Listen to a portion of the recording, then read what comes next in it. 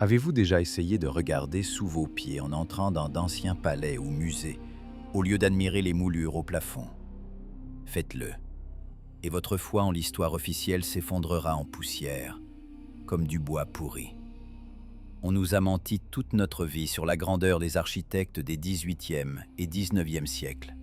Mais la vérité n'est pas cachée dans les coupoles dorées, mais dans ce sur quoi nous marchons. Le parquet. Cela semble être simplement un sol en bois. Mais si vous activez votre pensée critique et une calculatrice, vous comprendrez que l'existence de ces sols en telle quantité et qualité est techniquement impossible pour l'époque que l'on nous dépeint dans les manuels. La version officielle affirme que des milliers de maîtres serfs, armés seulement de ciseaux à bois, de rabots et de scies primitives, créaient des chefs-d'œuvre géométriques à partir des essences de bois les plus dures. On nous dit que c'était du travail manuel. Mais retirons les émotions et gardons seulement la logistique sèche et la science des matériaux. Devant nous, ce ne sont pas de simples planches, mais une mosaïque des plus complexes, une intarsia, où sur 1 mètre carré peuvent être assemblées jusqu'à 300, voire 500 minuscules pièces. Et ce n'est pas du pain ou du bouleau qu'on peut couper avec un canif. Il s'agit de bois de fer, d'ébène, de palissandre, d'amarante, de bois de rose. Ce sont des essences qui rivalisent en densité avec l'os et le métal. Essayez de scier de l'ébène avec une scie à main. Il est si dur que le métal ordinaire s'émousse en 5 minutes de travail. Et le bois lui-même s'effrite et se fissure au moindre faux mouvement.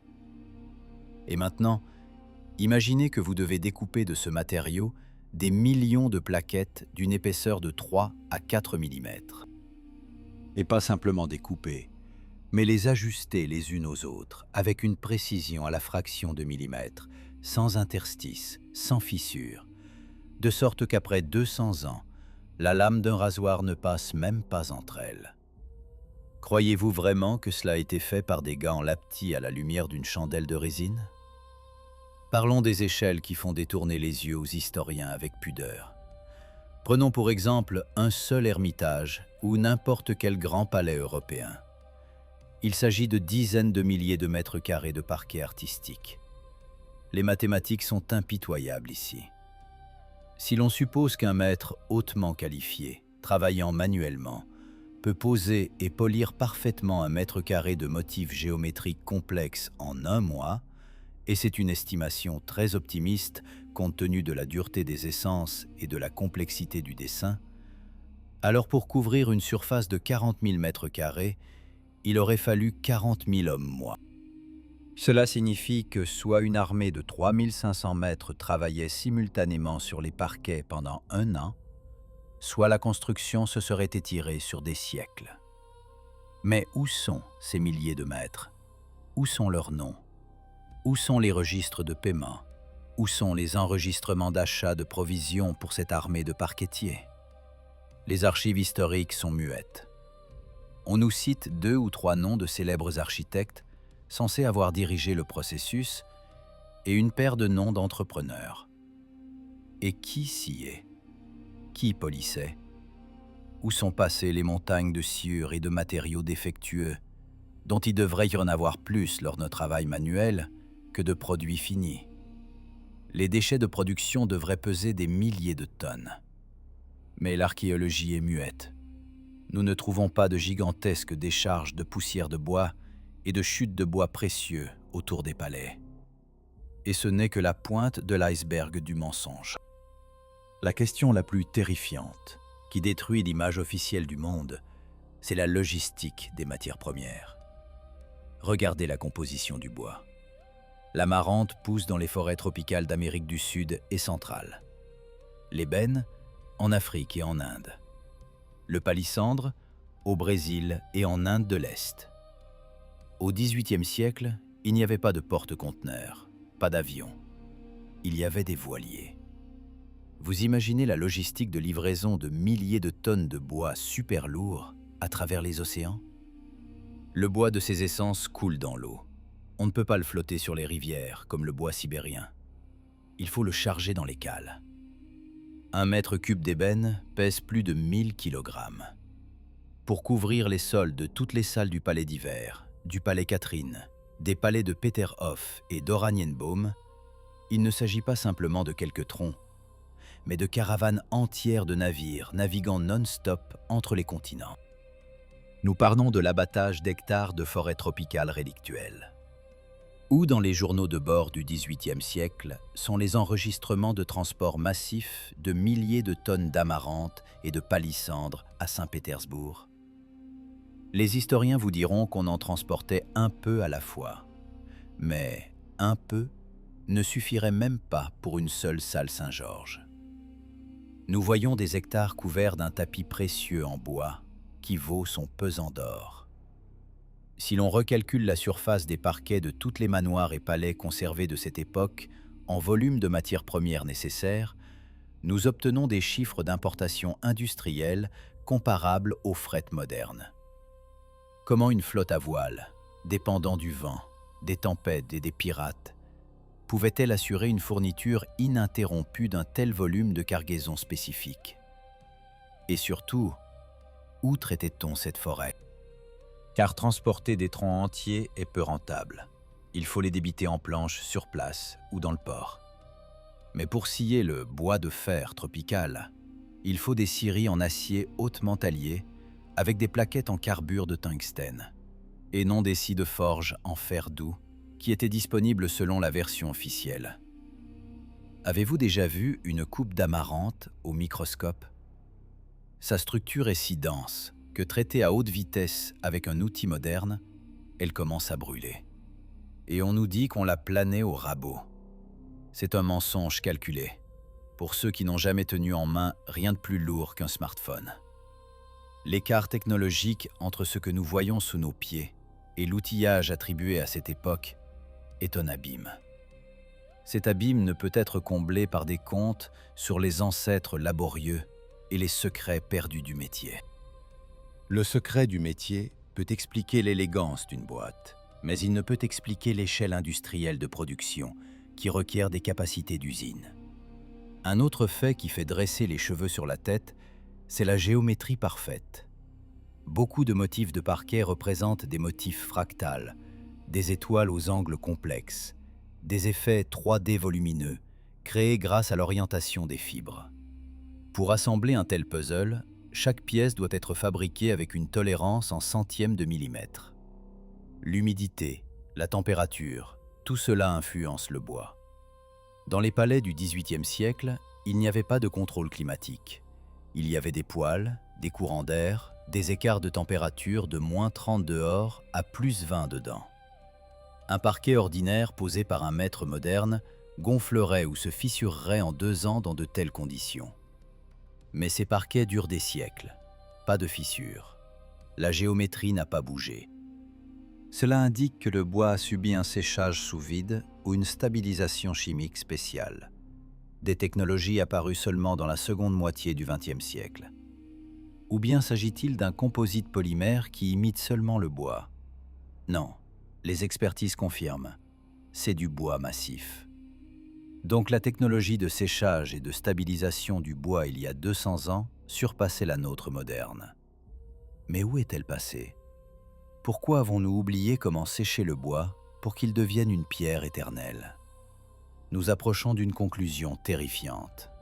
Ce volume de travaux qu'on nous attribue à la période des XVIIIe à XIXe siècles n'aurait physiquement pas pu être réalisé avec les moyens et les ressources humaines déclarées.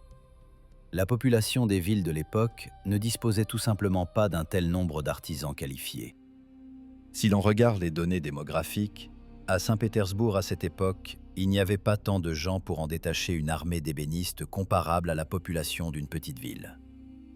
Quelqu'un devait cuire le pain, transporter l'eau, coudre des vêtements, servir dans l'armée. D'où venaient ces milliers de maîtres invisibles qui ont créé des hectares de champs de parquet? L'histoire officielle ne donne pas de réponse, sauf un vague marmonnement sur des génies autodidactes. Mais un génie solitaire ne peut pas construire une chaîne de montage d'usines dans une remise. Et ce que nous voyons est le résultat précisément d'une production en flux, hautement technologique, standardisée et unifié. Les motifs se répètent dans différents palais, comme tamponnés sur une seule machine. C'est une industrie, pas un artisanat. Et cette industrie a été effacée de la surface de la Terre, ne nous laissant que le produit fini dont nous ne pouvons expliquer l'origine. Qui détenait réellement les technologies de traitement de matériaux super durs à l'échelle industrielle bien avant l'apparition de l'électricité? Et pourquoi ces usines ont-elles disparu sans trace, sans laisser ni plan de machine, ni les machines elles-mêmes? Mettons de côté les scies et les rabots, et prenons les livres comptables en main. Si l'impossibilité technique de traiter des millions de tonnes de bois de fer ne vous a pas convaincu, alors l'absurdité économique de la version officielle devrait définitivement briser vos lunettes roses. L'économie est le fondement de toute civilisation, et elle ne tolère pas les fantaisies. La construction des palais que nous admirons aujourd'hui, selon la chronologie officielle, se déroulait sur fond de guerres infinies et épuisantes, d'épidémies et de crises économiques. On nous dit que l'Empire russe, la France, la Prusse se battaient constamment les uns contre les autres, dépensant des sommes colossales pour l'armée, la flotte et la poudre. Et en même temps, comme par magie, ils parvenaient à dépenser des budgets comparables aux programmes spatiaux modernes sur des parquets. Convertissons le coût des matériaux en argent moderne. Un mètre cube d'ébène coûte aujourd'hui des dizaines de milliers de dollars. Amarante, palissandre, olivier, ce sont tous des positions élites, aux enchères. Pour couvrir de parquet une salle de 500 mètres carrés, en utilisant du bois massif précieux d'au moins 2 cm d'épaisseur, et le parquet ancien est souvent plus épais, il faut environ 10 à 15 mètres cubes de matériaux purs, sans compter les énormes déchets lors de la découpe. C'est des centaines de milliers de dollars, rien que pour la matière première d'une seule pièce. Et maintenant, multipliez cela par des centaines de salles dans un seul palais. Et maintenant, multipliez par des centaines de palais et de manoirs à travers tout le pays. Nous obtenons des chiffres à 9 zéros. Croyez-vous vraiment que des empereurs, dont les soldats mouraient en campagne faute de provisions et de médicaments, dépensaient la moitié du trésor pour marcher sur du bois noir africain? C'est un suicide économique. Aucun État dans l'histoire ne s'est comporté de manière aussi prodigue au cœur des campagnes militaires. La seule explication logique, ces parquets leur sont tombés du ciel. Ils étaient déjà là. Les nouveaux maîtres de la vie, qui ont investi ces bâtiments au XVIIIe ou XIXe siècle, se sont contentés de restaurer ce qui avait survécu à une catastrophe globale et s'en sont appropriés l'auteur. Cela explique pourquoi dans certaines salles gît un parquet artistique incroyable et dans les salles voisines, de grossières planches peintes à la peinture pour sol. La technologie a été perdue, les stocks de matériaux anciens épuisés, et on a commencé à bricoler avec ce qui était sous la main, du pain et du boulot. Maintenant, regardons la standardisation. Si vous étudiez attentivement les photographies de parquets venant des 4 coins du monde, de l'Ermitage de Saint-Pétersbourg, de Versailles en France, des palais italiens, vous remarquerez un détail terrifiant. Les modules sont identiques. Les rosettes géométriques, les étoiles complexes, les bandes méandriques ont des proportions et des tailles absolument identiques, à 1 millimètre près. Dans un monde de travail manuel, c'est impossible. Chaque maître a sa signature, son outil, sa mesure de longueur. Dans différents pays, il y avait des pieds, des pouces, des sagènes différents. Comment un maître français et un serf russe pouvaient-ils créer des pièces interchangeables d'un constructeur des plus complexes, sans système unique de standard, sans Internet et sans plan au format des programmes CAD? Cela ne pointe que vers une chose, une production industrielle globale. Il existait des usines géants qui estampallaient ces modules de parquet par millions d'exemplaires selon un standard unique, les expédiant dans le monde entier. C'était un réseau logistique global d'une unique civilisation, pour laquelle les frontières des États actuels n'existaient tout simplement pas. Nous voyons les traces d'uniformisation propres uniquement à une société industrielle avancée. Imaginez que dans 1000 ans, des archéologues trouvent des iPhones identiques dans les ruines de New York et de Moscou. Tireront-ils la conclusion que deux forgerons différents ont par hasard forgé des rectangles de verre identiques? Non. Ils comprendront qu'il y avait une multinationale globale. Alors pourquoi refusons-nous cette compréhension à notre passé, en regardant ces modules de parquet identiques?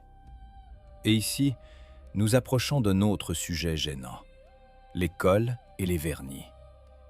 Pour assembler une mosaïque de milliers de petites pièces, il faut un liant d'une résistance incroyable. La colle de menuisier ordinaire à base animale ou de poisson, qui était officiellement utilisée à l'époque, a une durée de vie limitée. Elle se dessèche, s'effrite, craint l'humidité et la moisissure. Au bout de 50 ans, un tel parquet devrait se transformer en un tas de planchettes cliquetantes. Mais nous marchons sur des sols qui auraient soi-disant 2 à 300 ans. Et ils sont monolithiques. Les restaurateurs qui soulèvent les vieux sols trouvent souvent dessous non de la poussière, mais une couche de composition inconnue, ressemblant à une résine fossilisée ou à un polymère. L'analyse chimique de ces mastiques laisse souvent les scientifiques perplexes. On y trouve des composants qui n'ont commencé à être synthétisés qu'au XXe siècle. La science officielle appelle cela une restauration tardive, fermant les yeux sur le fait que la couche de mastic se trouve tout en bas, sur le plancher brut, où les restaurateurs n'ont pas accès. Cela signifie que les constructeurs utilisaient des polymères synthétiques et des composés macromoléculaires. D'où venaient leurs usines chimiques? Où étaient les laboratoires? Ou peut-être, ces compositions ne sont-elles pas le produit de la chimie telle que nous la concevons, mais de l'organique recyclé par des technologies que nous avons perdues? Et un autre clou dans le cercueil de la version officielle, c'est le climat. Revenons à l'origine du bois. Nous avons dit qu'il était impossible de la transporter depuis les tropiques. Et si on ne l'avait pas transportée? Et si l'amarante, le palissandre et l'ébène poussaient ici, sous de verre, sous Voronège, sur le territoire de la Sibérie moderne? Cela semble fou pour l'homme moderne habitué aux hivers neigeux. Mais regardez les anciennes cartes où la Sibérie et la Tartarie sont représentées comme des terres fleuries avec de nombreuses villes. Lisez les mémoires des voyageurs, décrivant des éléphants et des chameaux aux latitudes où il y a maintenant du pergélisol éternel. La présence d'une quantité gigantesque de bois tropical dans les intérieurs des palais du Nord peut être une preuve directe que le climat a changé très récemment. La catastrophe que les alternativistes appellent « inversion des pôles » ou « grand déluge » a détruit la flore thermophile d'Eurasie. Les forêts ont péri, ensevelies par l'argile et la vase. Et ces réserves de bois précieux que nous voyons dans les parquets sont l'utilisation de ressources qui étaient littéralement sous les pieds de cette civilisation. Ils n'avaient pas besoin de transporter la forêt depuis l'Afrique, parce que l'Afrique était ici. Cela explique pourquoi, dans les constructions plus tardives de la fin du XIXe siècle, la quantité d'essence précieuse chute brusquement. Les anciennes réserves de forêts antédiluviennes s'épuisaient, et les nouveaux arbres dans le climat froid modifié ne poussaient simplement pas. Les maîtres ont dû passer aux chênes, aux frênes et au bouleau, à ce qui avait survécu après le changement climatique. Le parquet devient plus simple, les motifs plus primitifs. Nous voyons une dégradation évidente de la technologie et des matériaux, et non le progrès dont nous assomment les manuels scolaires. Nous allons du complexe au simple, des chefs-d'œuvre à l'imitation. Cela ressemble-t-il à une évolution? C'est une involution, une survie sur les ruines. Mais le plus intéressant est caché non pas dans le matériau, mais dans le principe de pose. Si vous regardez les motifs 3D complexes du parquet, créant l'illusion de volume, vous comprendrez que ce n'est pas simplement de la décoration. C'est une structure ondulatoire. Ce sont des schémas de résonateurs. La géométrie du sol coïncide de manière étonnante avec la géométrie des antennes fractales et des schémas de circuits imprimés. Et si le parquet n'était pas simplement un revêtement pour éviter les courants d'air du sous-sol? Et si c'était une partie d'un énorme système technique du bâtiment lui-même? Rappelez-vous qu'à l'origine, dans de nombreux palais, il n'y avait pas de poêles. On a commencé à les ajouter plus tard, défigurant les salles avec de grossiers conduits de cheminée. Comment chauffait-on ces volumes gigantesques avec de hauts plafonds? Peut-être que la réponse est sous nos pieds. Le bois, surtout de certaines essences et d'une structure cristalline particulière, est piézoélectrique. D'immenses surfaces composées de millions de cristaux de cellulose, orientés d'une certaine manière, pouvaient fonctionner comme des condensateurs ou des convertisseurs d'électricité atmosphérique. Nous marchons sur un gigantesque microcircuit dont nous avons oublié la fonction, et nous le considérons comme une simple belle image. Si nous cessons de percevoir le parquet comme une simple jolie planchette de bois sous les pieds et que nous le regardons comme une construction d'ingénierie, s'ouvrira une autre facette choquante de la réalité qu'on nous cache. Il s'agit du gâteau des planchers.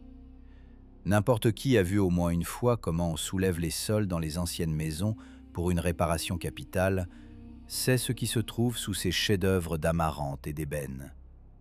Ce n'est pas une chape de béton, ni des solives en bois au sens habituel. C'est du sable. Des tonnes, des milliers de tonnes de sable quartzeux calciné, pur, ou d'un étrange mélange ressemblant à des déchets de construction, mais doté de propriétés étonnantes. La version officielle des architectes affirme « c'est pour l'isolation phonique ». Soi-disant pour que les pas de l'impératrice ne résonnent pas dans tout le palais. Mais n'importe quel acousticien vous dira que le sable n'est pas simplement un isolant sonore. C'est un amortisseur idéal de vibration. Et attention, un accumulateur d'énergie. Le quartz est un élément piézoélectrique. Imaginez un sandwich. En bas, de puissants plafonds voûtés, souvent en briques d'un brûlage particulier. Puis une couche de sable quartzeux d'une demi-épaisseur de mètre. Et au-dessus, une membrane de bois super dense, tendue, assemblée en treillis cristallins du motif. Ce n'est pas un sol. C'est une gigantesque membrane acoustique. C'est un dispositif technique. Quand vous marchez sur un tel sol, la vibration des pas se transmet au quartz, générant des micro-courants, ou au contraire, toute la construction du bâtiment amortit les vibrations sismiques externes. Nous avons affaire à des plateformes antisismiques, construites dans des zones qui sont maintenant considérées comme calmes. Les constructeurs savaient-ils ce que nous ne savons pas? Ou se préparaient-ils à des tremblements de terre constants qui étaient la norme pour cette époque de catastrophe? Et maintenant, regardez les gens sur les anciennes photographies et gravures du XIXe siècle. C'est l'un des arguments les plus forts de l'analyse visuelle. Nous voyons des salles luxueuses avec ces sols incroyables, des miroirs du sol au plafond, de la moulure. Et dans ces salles se tiennent des gens. Comment sont-ils habillés? Souvent négligemment, les uniformes flottent mollement, les visages simples, paysans ou marchands. Ils paraissent dans ces intérieurs comme des éléments étrangers, comme des locataires qui ont emménagé dans un logement d'élite, mais ne savent pas s'en servir. Il y a de nombreux témoignages où, dans ces salles magnifiques, on installait des écuries, des casernes ou des entrepôts de foin. Allez-vous installer une écurie sur un parquet que votre grand-père a scié à la scie à chantourner pendant 10 ans? Non. Vous le chérirez comme la prunelle de vos yeux. Mais si ce parquet vous est tombé du ciel, si vous avez trouvé un palais vide et l'avez occupé, alors la valeur de ce sol pour vous est nulle. Pour vous, c'est simplement une surface plane. Une telle attitude barbare envers l'héritage au XVIIIe et XIXe siècle nous crie que les nouveaux maîtres de la vie n'avaient aucun lien avec les créateurs de ces merveilles. Nous sommes une civilisation de squatteurs, de pilleurs, qui se sont appropriés un bien étranger. Revenons à la mathématique de la production, mais maintenant du point de vue de la conception.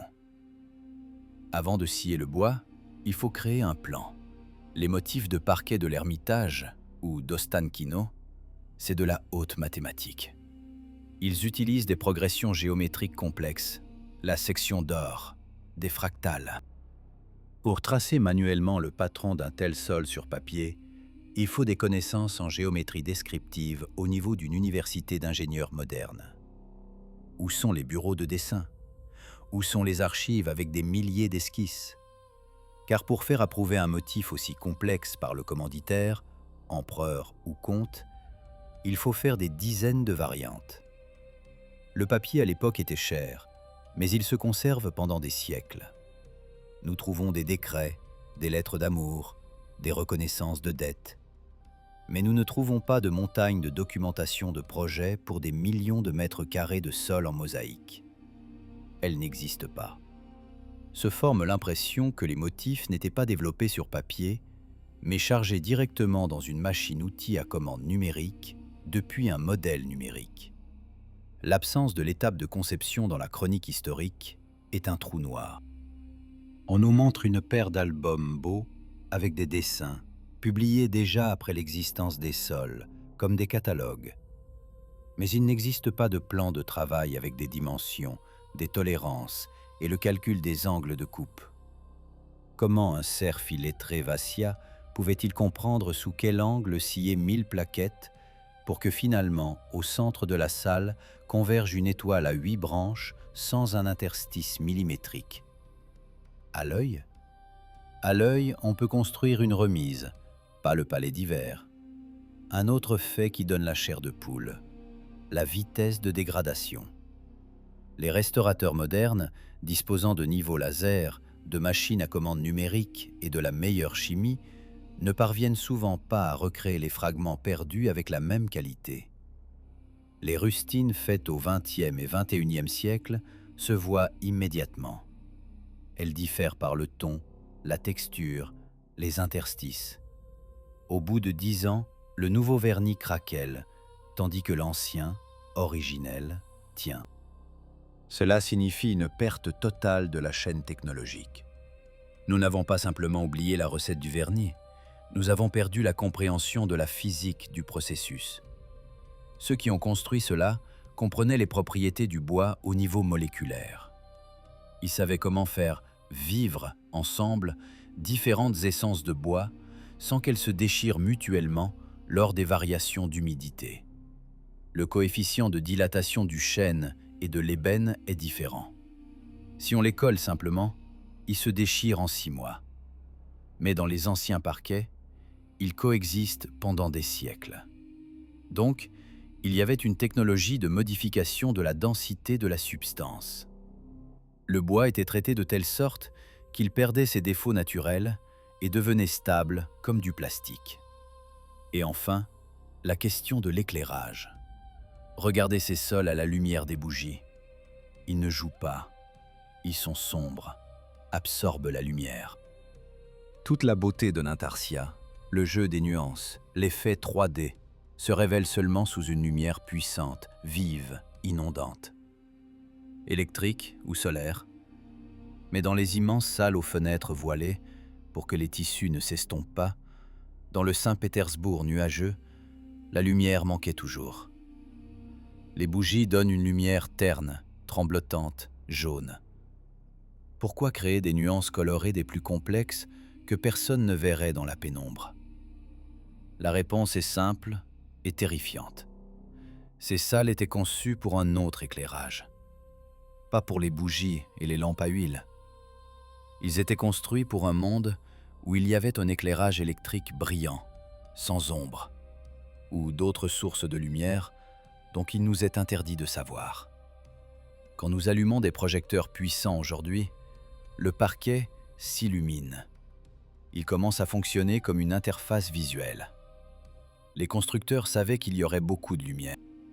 Ceux qui sont venus plus tard avec des bougies ne voyaient simplement pas la moitié de cette beauté sur laquelle ils marchaient avec des bottes sales.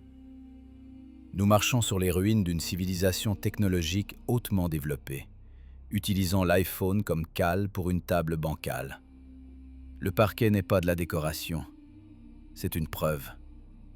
C'est la démonstration que, avant nous vivaient ici non pas des tribus sauvages et des serfs opprimés, mais des géants de la pensée et de la technologie.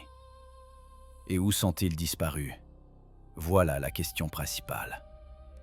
Ont-ils été détruits ou sont-ils partis eux-mêmes? Ou peut-être nous ont-ils simplement clonés en éprouvettes et installés dans leur ville vide, nous donnant une fausse mémoire et des manuels d'histoire écrits par les vainqueurs? Êtes-vous prêt à découvrir ce que cache non seulement le parquet, mais le fondement même de notre histoire? Ce qui suit sera seulement plus terrifiant. Nous descendrons des sols vers les caves et regarderons ce qui ne peut être expliqué par aucune logique sauf une.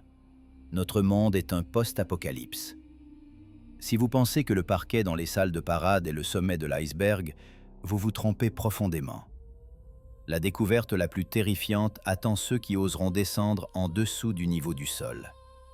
Au cours de nombreuses restaurations et fouilles dans les centres historiques de Moscou, Saint-Pétersbourg, Paris et Rome, les constructeurs tombent constamment sur les soi-disant couches culturelles. Mais pour une raison ou une autre, ces couches ressemblent à des premiers étages complets de bâtiments, avec des fenêtres, des portes et, ce qui est le plus incroyable, des restes de revêtements de sol. Pouvez-vous imaginer un architecte qui conçoit un sous-sol avec de hauts plafonds, des fenêtres en arc s'ouvrant sur une terre aveugle et y pose un motif en bois complexe? C'est absurde. Cela ne peut signifier qu'une chose. Ce que nous appelons aujourd'hui premiers étages étaient autrefois des seconds ou des troisièmes. Nos villes sont ensevelies sous plusieurs mètres d'argile et de sol suite à un cataclysme global qui s'est produit très récemment, peut-être au milieu du XIXe siècle. Et ce parquet sur lequel nous marchons aujourd'hui dans les musées n'est que la partie survivante du luxe qui n'a pas été enterré sous les couches de flux de boue. Les étages inférieurs ont pourri. La boue les a remplis, transformant le bois en poussière. Mais la structure même des bâtiments a survécu. Nous vivons sur les toits d'une civilisation morte, marchons sur ses greniers et appelons cela notre héritage historique. Revenons à la technologie qui explique l'ajustement parfait des pièces. Il existe une théorie qui renverse complètement la représentation de l'ébénisterie du passé. Et si on ne sciait pas le bois? Et si on le ramollissait? Dans les anciens traités des alchimistes et dans les brevets fermés du XIXe siècle, défilent des mentions de compositions chimiques capables de transformer temporairement le bois en une sorte de plastiline ou de cuir mou. Imaginez. Le maître ne scie pas l'ébène dur comme la pierre en se râpant les mains jusqu'au sang. Il traite la pièce brute avec une solution spéciale. Le bois devient malléable et on l'extrude simplement avec un moule-presse comme un biscuit de pâte ou on le coupe comme du beurre. Cette théorie du bois plastilineux explique instantanément tout. L'absence d'interstices. Les pièces ramollies en se dilatant comblent tous les vides. Les formes courbes les plus complexes, l'absence de sciure et la vitesse de production incroyable.